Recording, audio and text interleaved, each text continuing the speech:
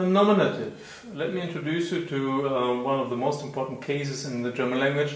It's not too complicated, just follow me for a few minutes.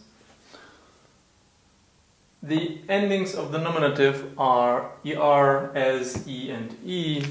As you can see clearer at the ending or at the end of an adjective like long, lang, lange, langes, lange and lange. And you find them in the articles again.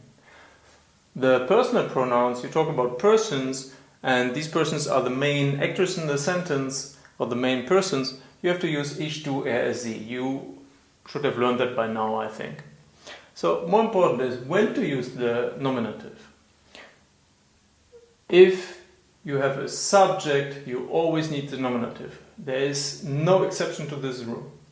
You see an example, der Hund bellt, the dog barks. The dog is the one doing the main action, and therefore you have to say der Hund. You will never see a sentence like den Hund bellt or dem Hund bellt or des Hundes bellt.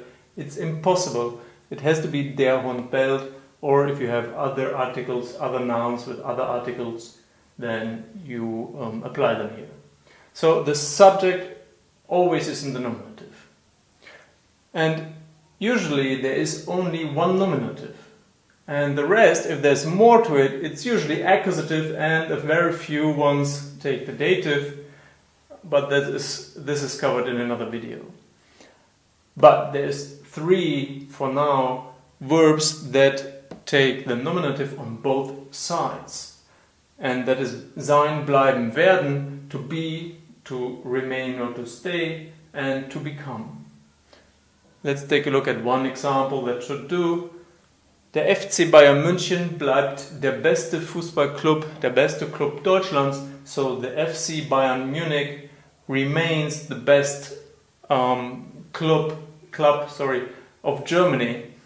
And you see, we have der FC Bayern because it's der Fußballclub.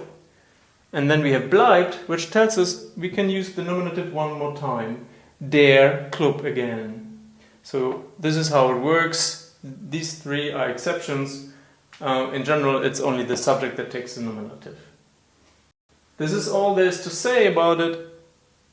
Just be aware of the subject, learn to recognize it instantly, and you will not have any more trouble with this.